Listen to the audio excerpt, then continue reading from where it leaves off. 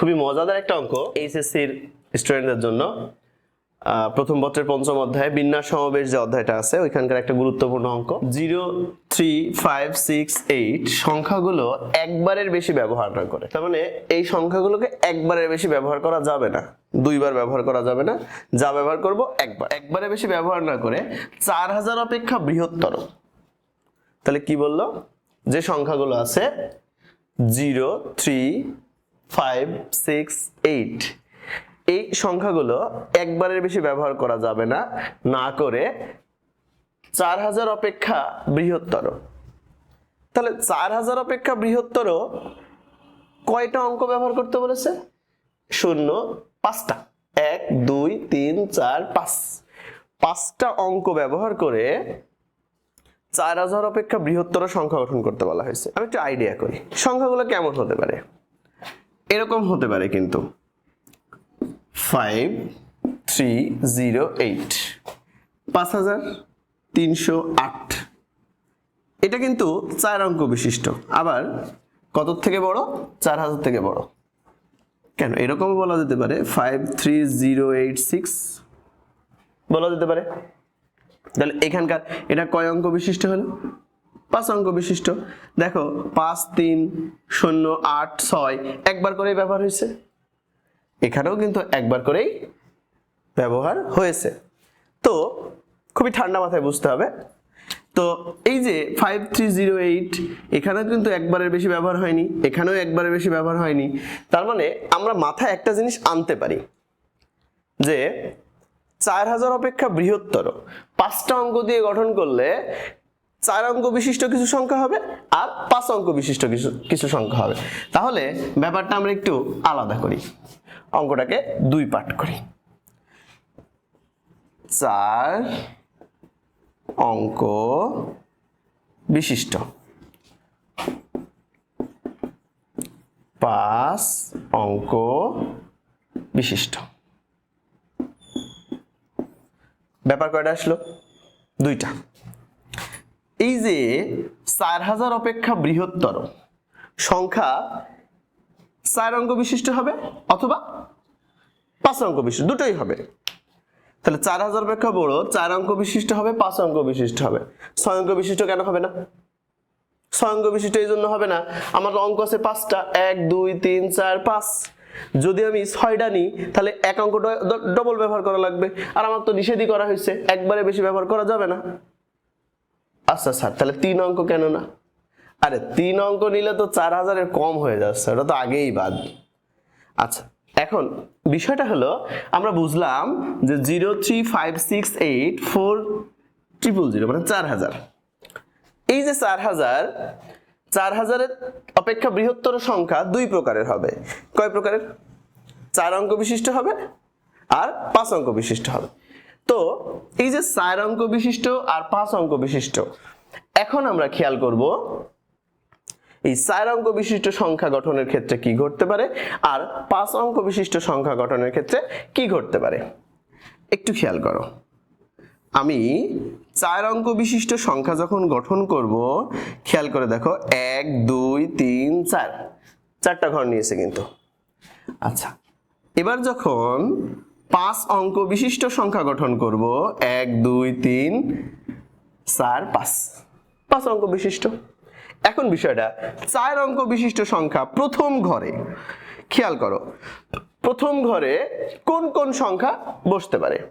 এই যে 4 অঙ্ক বিশিষ্ট সংখ্যা যখন গঠন করব, প্রথম ঘরে আমি যদি 0 বসাই তাহলে 3 অঙ্ক বিশিষ্ট, তাহলে প্রথমে 0 বসানো যাবেই না, প্রথম ঘরে 0 বসানো যাবেই না। 3 বসালে এখানে যদি 3 বসাই 3, 5, 6, 8 3000 সামথিং, না না না না, প্রথমে 3 বসানো যাবে না। 3 বসালে কি হচ্ছে? 4000 থেকে ছোট হয়ে যাচ্ছে। তাহলে প্রথম ঘরে বসতে পারবে কে কে? 5, 6, 8 এইখানে যে সংখ্যাগুলো আছে 5, 6, 8, তার মানে আমরা একটা জিনিস আইডিয়া করতে পারি, প্রথম ঘরে 5 বসতে পারে, 6 বসতে পারে, 8 বসতে পারে। 5, 6, 8 যে কোনো একটা সংখ্যা বসতে পারে। 5 বসলেও হবে, 6 বসলেও হবে, 8 বসলেও হবে, 5000 সামথিং, 6000 সামথিং, 8000 সামথিং, কিন্তু 3 বসলে 3000 সামথিং। তাহলে 4 অঙ্ক বিশিষ্ট সংখ্যা গঠন করতে হলে আমাকে প্রথমে অবশ্যই 5, 6, 8 এর যে কোনো একটা থাকা লাগবে, তাহলে হবে, না হলে হবে না। কিন্তু 5 অঙ্ক বিশিষ্টর ক্ষেত্রে এখানে কি কি বসতে পারবে? 3, 5, 6, 8 এই 4টা সংখ্যা বসতে পারবে। 3, 5, 6, 8 কারণ 3 মানে 30,000, 5 মানে 50,000, 6 মানে 60,000 আর 8 মানে 80,000 সামথিং, এরকম কিছু আসবে। তাহলে 3 বসতে পারবে। 5 অঙ্কের ক্ষেত্রে শূন্য, শূন্য কি দোষ করলো? শূন্য তো বসানো যাবে না, শূন্য বসালে সমস্যা আছে। কারণ আমি যদি প্রথমেই শূন্য বসাই তাহলে প্রথমে শূন্য বসালে একটা 4 অঙ্ক হয়ে যাচ্ছে। অলরেডি আমরা এদিকে একটা হিসাব করেছি। এখন খেয়াল করো খুবই মনোযোগ সহকারে, আমি যখন 4 অঙ্ক বিশিষ্ট সংখ্যা ব্যবহার করব, প্রথমে কে কে থাকতে পারবে? প্রথমে থাকতে পারবে 5, 6, 8 কয়টা? 3টা। 5, 6, 8 তিনটার যে কোনো একটা বসবে।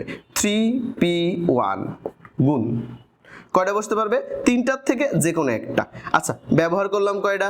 5 শুধু। এখানে কি ব্যবহার করলাম? জাস্ট 5। বাকি থাকলো কয়টা? দেখো 5 ব্যবহার করেছি, বাকি থাকলো 0, 3, তারপরে এই যে 6, 8 এই 6, 8 5 অলরেডি আমি প্রথমে বসাই ফেলেছি। ধরে নাও আমি একটা ব্যবহার করেছি। কয়টা ব্যবহার করেছি? একটা। এই যে এখানে 3টা সংখ্যা আছে, একটা নিয়েছি। 3p1 ব্যবহার করেছি কয়টা? একটা। 5টার থেকে ব্যবহার করেছি কয়টা? একটা। বাকি থাকলো কয়টা? 4টা। 0, 3, 6, 8 এই 4টা জিনিস কয়টা ঘরে বসবে? এই যে 3টা ঘরে বসবে। এই 4টা জিনিস এই 3টা ঘরে বসবে। 4টা জিনিস 3টা ঘরে সাজানোর উপায় কি? 4p3 4p3। এখন এটা আমরা সুন্দর করে হিসাব করলে একটা সংখ্যা পাবো। আমরা p এর হিসাব ক্যালকুলেটরে অনায়াসে করতে পারি, এটা নিয়ে কোনো ঝামেলা নেই। এটা হিসাব করলে একটা মান আসবে, ওই মানটা কিন্তু আমাদের একটা আসবে। সেটা কি? 4 অঙ্ক বিশিষ্ট কয়টা হলো সেটা আসবে। এইবার 5 অঙ্ক বিশিষ্ট, সেম রুলস, কোনো সমস্যা নেই। আচ্ছা, প্রথম ঘরে কয়টা বসতে পারবে? 1, 2, 3, 4 এই 4টার যে কোনো একটা। তাহলে 4p1 গুণ, খেয়াল করবা সবাই, এখানে কি বসবে? 4p1। এই যে 1, 2, 3, 4 স্যার ঘর কয়টা? একটা। এই একটা ঘরে চারটা সংখ্যা একটা ঘরে বসবে। তাহলে একটা ঘরে বসলে কি হবে? 4p1। ভালো করে খেয়াল করো। তাহলে ব্যবহার হলো কয়টা? একটা। 5টা সংখ্যার ব্যবহার হলো কয়টা? একটা। জাস্ট 3 একটা ব্যবহার করেছি। তাহলে 5টা সংখ্যার একটা ব্যবহার করেছি, বাকি থাকলো কয়টা? 4টা। 0, 0, 5, 6, 8 এই যে 4টা সংখ্যা, তার মানে বাকি থাকলো কে কে? এই যে দেখো ভালো করে, 0, 5, 6, 8 তাহলে 0, 5, 6, 8 4টা বাকি থাকলো। কয়টা ঘরে বসবে? 1, 2, 3, 4 4টা জিনিস 4টা ঘরে, বেশি ঝামেলা করার দরকার নেই। 4 ফ্যাক্টোরিয়াল হিসাব করে দিলেই কিন্তু আমাদের অঙ্কের অ্যান্সার চলে আসবে অনায়াসে। তো এখন খুবই সহজ একটা ব্যাপার, দেখো 4টা অঙ্ক, এই যে এখানে আবার বলছি 4টা অঙ্ক একটা ব্যবহার করেছিলাম, সাপোজ 5 ব্যবহার করেছিলাম, বাকি থাকলো কে? 0, 3, 6, 8 4টা জিনিস 3টা ঘরে বসলো, 4p3। এখানে দেখো 3টা জিনিস 5, 6, 8 বসবে, ব্যবহার করেছি। কেন বসবে আমি আগেই বলেছি। তো এখন এই যে বিষয়টা, এই যে এই দুইটা যে বের করলাম, 4 অঙ্ক বিশিষ্ট আর 5 অঙ্ক বিশিষ্ট, এখন এই দুইটা আমরা সুন্দর করে ক্যালকুলেটরে হিসাব করলে, যোগ করলে আমাদের অ্যান্সার চলে আসবে। এখন বিষয়টা হচ্ছে, আমি হিসাবটা একটু দেখো, তোমরা সবাই হিসাবটাও দেখার দরকার আছে। 3p1 তুমি যে ক্যালকুলেটরে করো, 3p1 এর মান কিন্তু আসবে 3 গুণ 4p3 এর মান আসবে কত? 24 গুণ করলে কত আসবে? 72। এবার দেখো 4p1 এর মান কত? 4p1 এর মান আসবে 4 ফ্যাক্টোরিয়াল করলে কত আসবে? 24। তাহলে 4 গুণ 24 করলে কত আসবে? 96। তাহলে আমাদের আসলে কত? 72 আর 96। তো 72 আর 96 যদি আমরা যোগ করি, তাহলে আমাদের মূল যে অ্যান্সারটা আসবে 72 প্লাস 96, এটা আমাদের মান আসছে 168। এই যে 168 যে সংখ্যাটা আসলো, 168 যে সংখ্যাটা আসলো, এই সংখ্যাটা হচ্ছে 0, 3, 5, 6, 8 এই সংখ্যাগুলোকে একবারের বেশি ব্যবহার না করে 4000 অপেক্ষা বৃহত্তর একটা সংখ্যা। ঠিক আছে, তাহলে কয়টা আসবে?